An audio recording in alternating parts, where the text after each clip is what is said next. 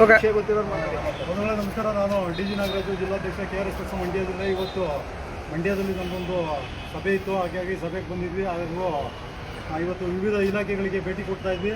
ಭೇಟಿ ಕೊಟ್ಟಂಥ ಸಂದರ್ಭದಲ್ಲಿ ನಮಗೇನು ಅನುಭವ ಆಗಿದ್ದು ಅಂತ ಹೇಳಿದ್ರೆ, ಒಂದು ಕಚೇರಿನಲ್ಲೂ ಯಾವುದೇ ಅಧಿಕಾರಿಗಳು ಇವತ್ತು ಲಭ್ಯ ಇಲ್ಲ. ಏನಕ್ಕಪ್ಪ ಅಂತ ಕೇಳಿದ್ರೆ ಮೀಟಿಂಗು ಹೋಗಿದ್ದಾರೆ ಅಂತ ಹೇಳ್ತಾ ಇದ್ದಾರೆ. ಒಂದು ಮಾಹಿತಿ ಪ್ರಕಾರ ಸೋಮವಾರ ಪ್ರತಿ ಸೋಮವಾರನೂ ಅಧಿಕಾರಿಗಳು ಕೇಂದ್ರ ಸ್ಥಾನದಲ್ಲಿದ್ದು ಸಾರ್ವಜನಿಕರಿಗೆ ಲಭ್ಯ ಇರಬೇಕು ಅಂತ ಹೇಳ್ಬಿಟ್ಟು ಸರ್ಕಾರದ ಆದೇಶ ಇದೆ ಅನ್ನೋ ಮಾಹಿತಿ ಇದೆ ನಮಗೆ. ಆದರೆ ಇಲ್ಲಿ ಯಾವುದೇ ಕಚೇರಿಗೆ ಹೋದ್ರೂ, ಜಿಲ್ಲಾ ಪಂಚಾಯತಿಗೆ ಹೋದೋ ಅಲ್ಲೂ ಇಲ್ಲ, ತಾಲೂಕು ಪಂಚಾಯತಿಗೆ ಹೋದೋ ಅಲ್ಲೂ ಇಲ್ಲ, ಇಲ್ಲಿ KEB ಬಂದಿದ್ದೀವಿ ಇಲ್ಲೂ ಇಲ್ಲ. ಆದರೆ ಹಳ್ಳಿ ಕಡೆಯಿಂದ ಬಂದಂಥ ರೈತರುಗಳು ಇವ್ರು ಬಂದು ಸುಮ್ಮನೆ ಒಂದು ದಿನದ ಕೆಲಸ ವೇಸ್ಟ್ ಮಾಡಿಕೊಂಡು ವಾಪಸ್ ಹೋಗೋಕ್ಕಾಗುತ್ತಾ? ಇವರು ಹೇಳ್ಬೇಕು, ಸರಿಯಾದ ಮಾಹಿತಿಗಳು ಕೊಡಬೇಕಲ್ವಾ? ಹಾಗಾಗಿ ಒಂದು TC ಏನೋ ಅಮೌಂಟ್ ಕಟ್ಟಿಸ್ಕೊಳ್ತಾ ಇದ್ದಾರೆ, TC ಮತ್ತು ಕಂಬಗಳಿಗೆ. ಅದ್ರ ಬಗ್ಗೆ ಹೆಚ್ಚಿನ ಮಾಹಿತಿ ನಮ್ಮ ಜಿಲ್ಲಾ ಉಪಾಧ್ಯಕ್ಷರು ಕೊಡ್ತಾರೆ. ನಮಸ್ಕಾರ ಬಂಧುಗಳೇ, ನಾ ಮಾತಾಡ್ತಾ ಇರೋದು ಮಂಡ್ಯ ಜಿಲ್ಲಾ ಉಪಾಧ್ಯಕ್ಷರು. ಏನು ವಿಚಾರ ಅಂದರೆ, ಚಾಮುಂಡೇಶ್ವರಿ ವಿದ್ಯುತ್ ಸರಬರಾಜು ನಿಗಮದಲ್ಲಿ ನಮ್ಮ ಇದಕ್ಕೆ ಚೆಸ್ಕಾಂ ಅಧ್ಯಕ್ಷರು ಶ್ರೀರಂಗಪಟ್ಟಣದ MLA ಅವರಾಗಿರುವಂಥ ಅಧ್ಯಕ್ಷರಾಗಿದ್ದಾರೆ. ಇವರು ಅಧ್ಯಕ್ಷರಾಗಿರ್ಬೇಕಂದ್ರೆ ಚುನಾಯಿತನಲ್ಲಿ ರೈತರುಗಳಿಗೆ ಒಳ್ಳೆ ಕೆಲಸ ಮಾಡ್ತೀವಿ ಅಂತ ಬಂದು ಅಧ್ಯಕ್ಷರಾಗಿದ್ದಾರೆ. ಆದರೂ ಸಹ ಈ ಸರ್ಕಾರದಲ್ಲಿ ಇವೆರಡು ಯಾರು ಬೋರ್ವೆಲ್ ಪಂಪ್ ಸೆಟ್ಗಳಿಗೆ 2 ನಂಬರ್ ಕಟ್ತೀರಾ, ನಾವು 2 TC ಕೊಡ್ತೀವಿ ಅಂತ ಹೇಳ್ತಾವ್ರೆ.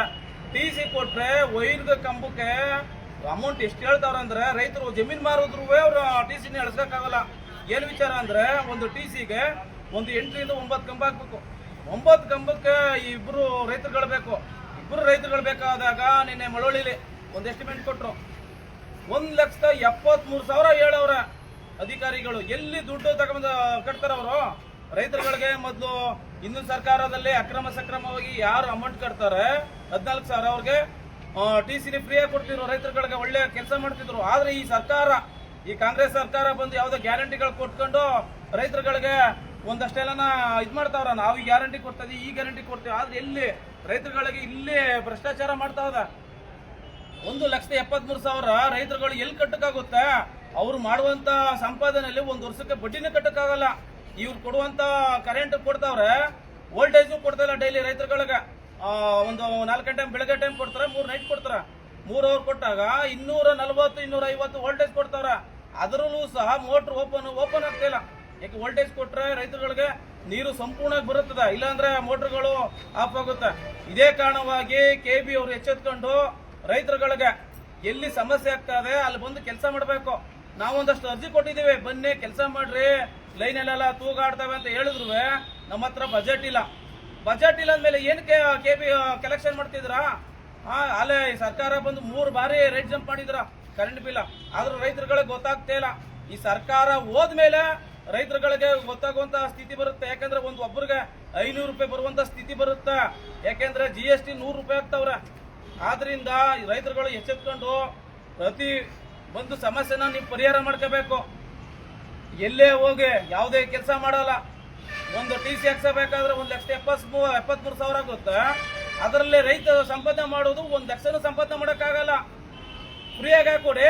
ನಿಮ್ಗೆ ಓಟ್ ಹಾಕಿ ಚುನಾವಣೆ ಮಾಡೋದಿಲ್ವಾ? ನಾವು ರೈತರುಗಳಿಗೆ ಆ ಕೆಲಸ ಮಾಡ್ತಿದೀವಿ, ಈ ಕೆಲಸ ಮಾಡ್ತೀವಿ ಅಂತ ಏನು ಎಲ್ಲ ಬಜೆಟ್ ಅಲ್ಲಿ MLA ಒಂಥರ ಕೋತಿಗಳ ತರ ಆಡ್ತಿದ್ರಲ್ರಿ ನೀವು. ಬಜೆಟ್ ಅಲ್ಲ, ಅಧಿವೇಶನದಲ್ಲೇ ಯಾವ್ದೋ ಅರಸೀಕೆರೆ MLA ಅವರು, ಇನ್ನು BJPಯ ಮುಖಂಡರು ಒಂಥರ ಮಕ್ಕಳು ಆಟ ಆಡ್ತಾರಲ್ಲ ಆ ತರ ಆಟ ಆಡ್ತಾವ್ರ. ಈ ಸ್ಥಿತಿ ಯಾವ ರೀತಿ ಬಂದದಂದ್ರೆ ತುಂಬಾ ಈ ಸರ್ಕಾರಕ್ಕೆ ಮುಜುಗರ ಆಗುವಂತ ಸ್ಥಿತಿ ಬಂದದ. ಆದ್ರಿಂದ ಎಚ್ಚೆತ್ಕೊಂಡು ಸರ್ಕಾರ ರೈತರುಗಳಿಗೆ ನೀವು ಯಾವುದೇ ಶುಲ್ಕ ಇಲ್ಲದೆ TC ಮತ್ತು ವೈರು ಕಂಬ 2 ಹಾಕೊಡ್ಬೇಕು. ಮಾನ್ಯ ಶಾಸಕರು ರಮೇಶ್ ಬಂಡಿ ಸಿದ್ದೇಗೌಡರು ಇದ್ರ ಬಗ್ಗೆ ಕ್ಯಾನ್ಸಲ್ ಮಾಡಿ ರೈತರುಗಳಿಗೆ ಸರ್ಕಾರ ಜೊತೆ ಮಾತಾಡಿ. ರೈತರುಗಳಿಗೆ ತುಂಬಾ ತೊಂದರೆಲಿದ್ದಾರೆ.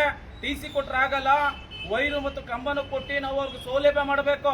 ನೀನು ಉರ್ಮಾರ್ ಕಸ್ತಿಗೆರೆಯಲ್ಲಿ ಬಂದವ್ರ, ಅದೊಂದು ಪೂಜೆ ಮಾಡ್ಬಿಟ್ಟು ಹೋಗವ್ರ.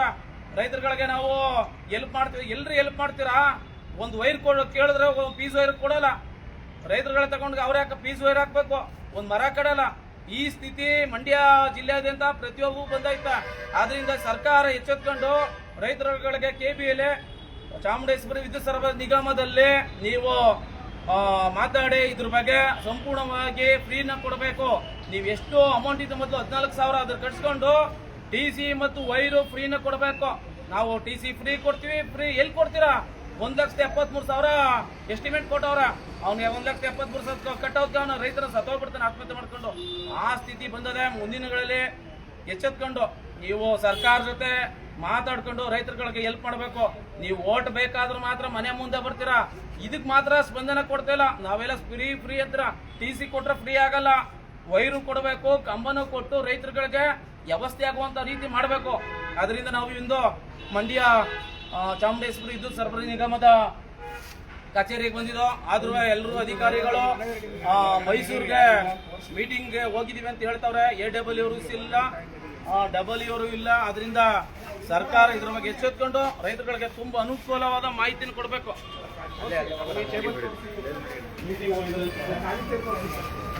ಲೈವ್ ಇದೆ, ಸೈಡ್ ಸಾಹೇಬ್ರ ಇನ್ಚಾರ್ಜ್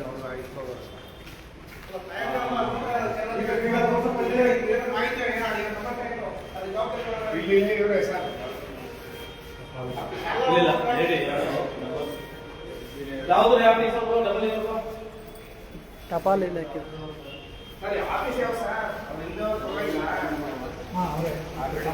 ಸರಿ, ಏನೇ ನಿಮ್ಗೆ ಮಾಹಿತಿ ಕೊಟ್ಬಿಟ್ಟು ಹೋಗಿದಾರ?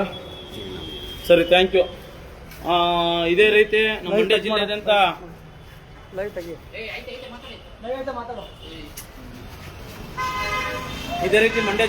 ಯಾವುದೇ ಕಚೇರಿಗಳಲ್ಲಿ ಇವತ್ತು ಅಧಿಕಾರಿಗಳು ಸ್ವಲ್ಪನೂ ಇಲ್ಲ. ನಾವು ಸಭೆ ಸಂಬಂಧದಲ್ಲಿ ಮೀಟಿಂಗ್ ಮಾಡ್ತಿದ್ದೋ, ಒಂದಷ್ಟರಲ್ಲಿ ಎಲ್ಲ SP ಅವರು, DC ಅವರು, ತಹಸೀಲ್ದಾರ್ ಎಲ್ಲ ಒಂದು ಒಗ್ಗಟ್ಟಿಗೆ ಸೇರಿ ಉಪಹಾರ ಮಾಡ್ತಿರೋ. ಅಲ್ಲೊಂದಷ್ಟು ಸಮಸ್ಯೆ ಬಗ್ಗೆ ನಾವು ಮಾತನಾಡಿ ಅಧಿಕಾರಿಗಳ ಜೊತೆ ಚರ್ಚೆ ಮಾಡಿದ್ದೀವಿ. ಯಾವುದೇ ಆಫೀಸ್ಗೆ ಹೋದ್ರು ಯಾವ ಅಧಿಕಾರಿಗಳಿಲ್ಲ. ಮುಂದಿನಗಳಲ್ಲಿ ಸೋಮವಾರ ಖಂಡಿತವಾಗಿ ನೀವು ಕೆಲಸ ನಿಭಾಯಿಸಬೇಕು. ಕಚೇರಿಗೆ ಒಂದು ಮನೇಲಿ ಯಾರಿದೆ ನೋಡ್ಕೊಬರ್ನ, ಅಲ್ಲಿ ಯಾರು ಇಲ್ಲ ಸತ್ತಬ್ರಪ್ಪ, ಅಲ್ಲಿದಾರಂತಲ್ಲ ಕಚೇರಿ. ಅದರಿಂದ ನೀವು ಅಧಿಕಾರಿಗಳು ಸೋಮವಾರ ನಿಮ್ಮ ಆಫೀಸಿನಲ್ಲೇ ಕೆಲಸ ಮಾಡಬೇಕು. ರೈತರುಗಳಿಗೆ ಭಾನುವಾರ ಶನಿವಾರ ರಜೆ ಇರುತ್ತೆ. ಸೋಮವಾರ ನೀವು ಬೇರೆ ದಿನ ಮೀಟಿಂಗ್ ಮಾಡಿ, ಸೋಮವಾರ ಕಡ್ಡಾಯವಾಗಿ ಆಫೀಸಲ್ಲೇ ಇರಬೇಕು. ಯಾಕೆಂದ್ರೆ ಭಾನುವಾರ ರಜೆ ಇರ್ತಂತ ಯಾರು ಅಧಿಕಾರಿಗಳು ಬರೋದಿಲ್ಲ.